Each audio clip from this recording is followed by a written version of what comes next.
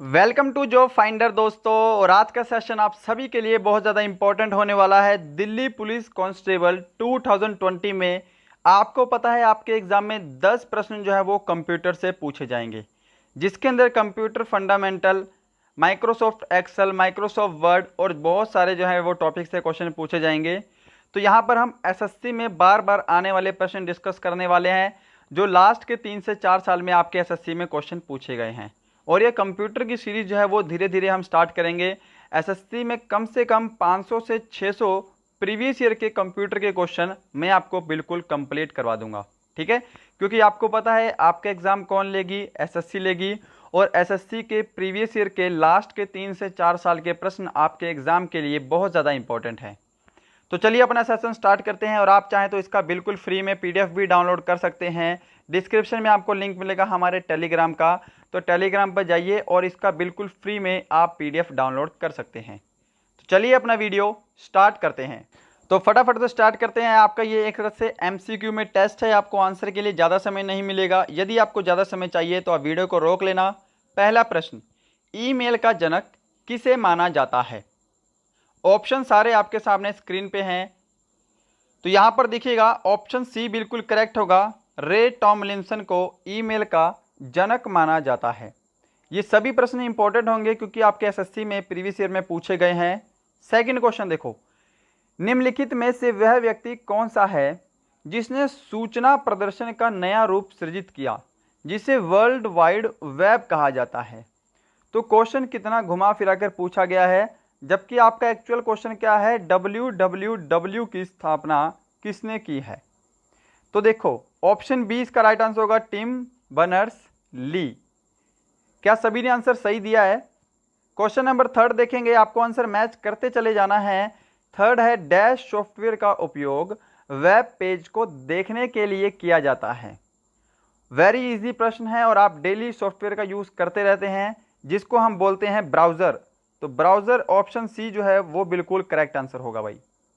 Question number 4 देखेंगे, हाल ही में मिटाए गए फाइल जमा होते हैं। तो ये तो आपके फ़ोन में भी फंक्शन आने लगा है कि अगर आप कोई फाइल गैलरी में से डिलीट कर देते हो तो वो कहाँ पे जाके जमा हो जाता है, रिसाइकल बिन में, ठीक है। अगर आपको उसको दोबारा से रिसाइकल करना हो तो उसको दोबारा से रिसाइकल करके अपने पास फ़ोन में सेव कर सकते हैं। तो हाल ही में डिलीट किए गए फाइल कहाँ जमा होते हैं, रिसाइकल बिन में जाकर जमा हो जाते हैं। क्वेश्चन नंबर 5 देखेंगे, पेरीफेरल उपकरण का उदाहरण है। तो देखो पहली बात आपको यह पता होना चाहिए कि जो पेरीफेरल उपकरण है वो होता क्या है।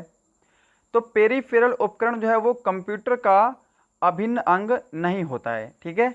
यानी कि उसके साथ जो है वो अटैच नहीं होता है। यदि हम कोई पॉइंट, कोई बिंदु बाहर से कंप्यूटर में अटैच करते हैं अपनी सुविधा के लिए, तो वो पेरीफेरल डिवाइस कहलाते हैं। जैसे कीबोर्ड हो गया, स्कैनर हो गया, आपका प्रिंटर हो गया, ये सभी हम बाहर से अटैच करते हैं अपनी सुविधा के लिए, ये पेरीफेरल डिवाइस होते हैं, ठीक है।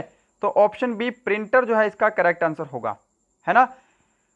नेक्स्ट क्वेश्चन देखेंगे। क्वेश्चन नंबर 6 है, सीपीयू सीधा डैश भाषा को समझ सकता है?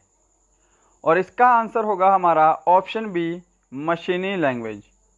आपको ये आंसर सारे ध्यान रखने हैं, मशीनी लैंग्वेज, ऑप्शन बी इसका बिल्कुल करेक्ट आंसर होगा। देखेंगे यहाँ पे हम टॉप 25 क्वेश्चन करेंगे आज, ये भी आप ध्यान रखेंगे, ठीक है।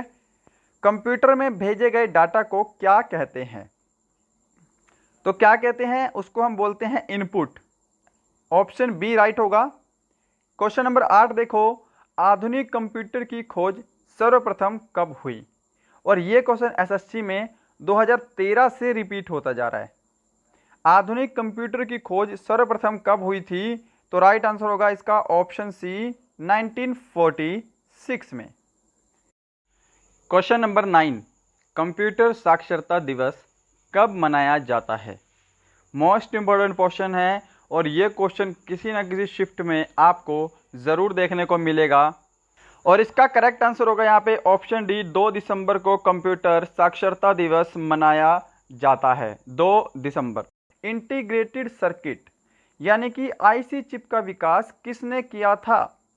और ये तो बेसिक क्वेश्चन है, ये सभी का आंसर इसमें मुझे सही चाहिए। तो आईसी चिप जो है उसका विकास किया था JS किल्बी ने, है ना, और ये कंप्यूटर की तीसरी पीढ़ी में स्टार्ट हुई थी।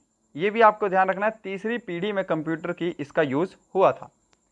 क्वेश्चन नंबर 11 देखो, मदरबोर्ड पर CPU को दूसरे पुर्जे से कौन जोड़ता है? ऑप्शन सारे स्क्रीन पे हैं, प्राइम मेमोरी, सिस्टम बस, ALU या फिर इनपुट यूनिट। तो यहां पे आपका आंसर होगा ऑप्शन बी, सिस्टम बस। मदरबोर्ड पर CPU को दूसरे पुर्जों से जोड़ता है, राइट।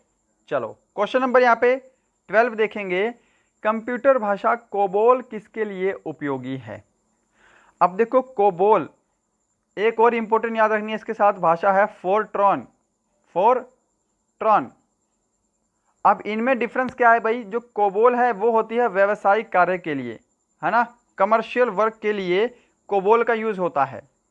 फोरट्रॉन जो लैंग्वेज है उसका यूज होता है वैज्ञानिक कार्य के लिए, ठीक है, साइंटिफिक वर्क। तो ये अलग अलग प्रश्न है, ये आपको ध्यान रखने हैं, ठीक है। चलो क्वेश्चन नंबर 13 देखेंगे हम अपना, बार कोडिंग में कितने अक्षर होते हैं? और ये हाल ही में 2018 का क्वेश्चन है, SSC CGL में पूछा हुआ प्रश्न। सारे इंपॉर्टेंट करवाऊंगा आपको, जितने भी करवाऊंगा। प्रीवियस ईयर के SSC की जीके की हमारी सीरीज चल रही है, ठीक है, डिस्क्रिप्शन में आपको लिंक मिलेगा और जाके आप वीडियोस में भी देख सकते हैं।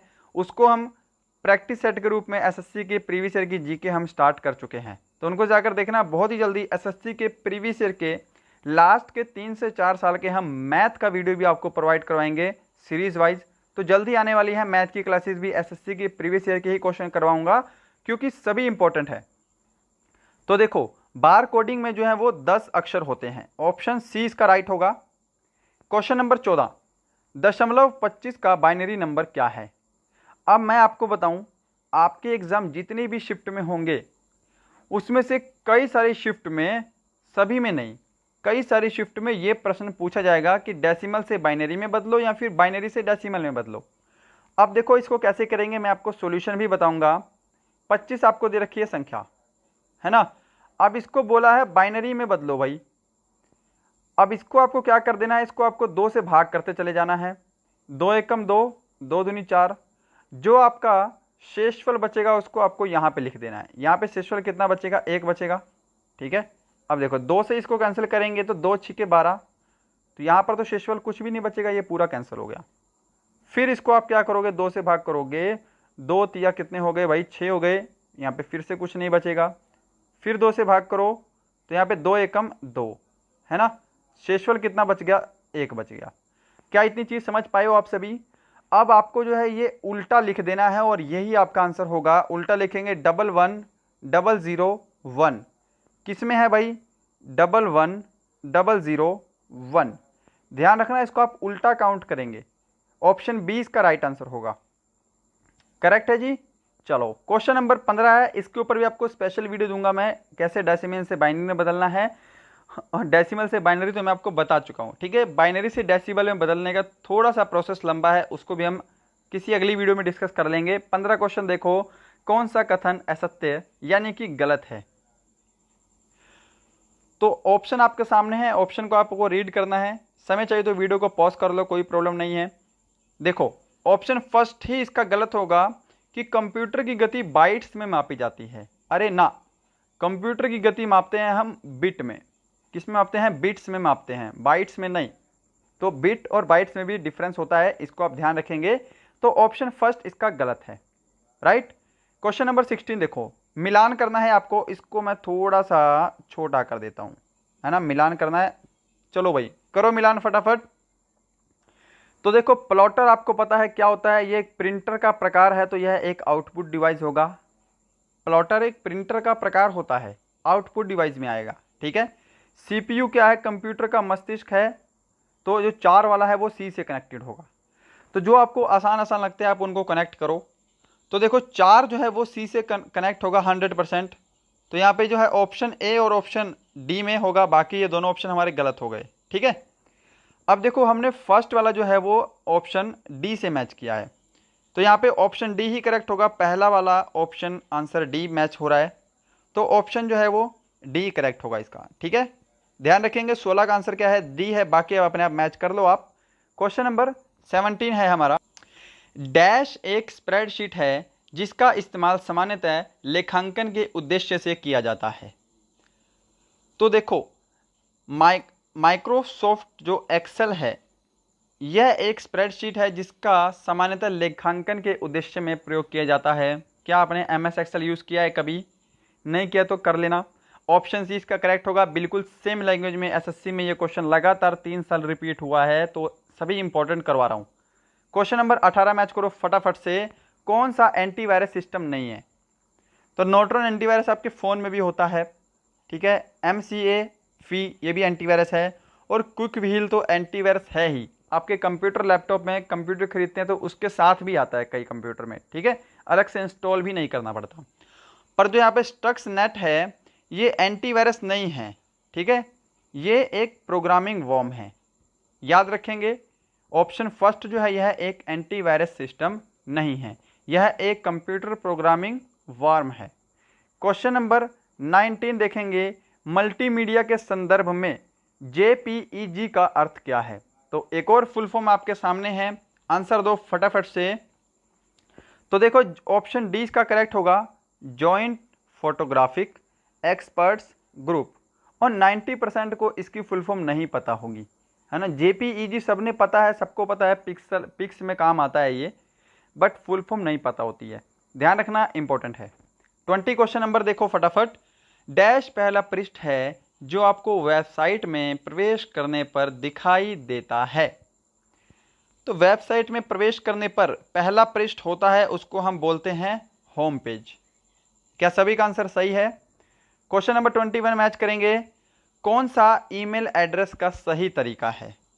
अब ऑप्शन आपके सामने है, फटाफट से आंसर दे दो। तो ईमेल कैसे लिखोगे?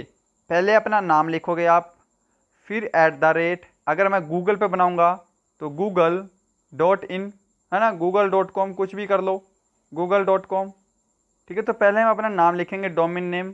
तो पहले नाम है, फिर @ है, फिर वेबसाइट आएगी, चाहे हमारी वेबसाइट गूगल है, चाहे फेसबुक है, कुछ भी है, जीमेल है, उसके बाद हम .com .info .in according to website लगा देते हैं।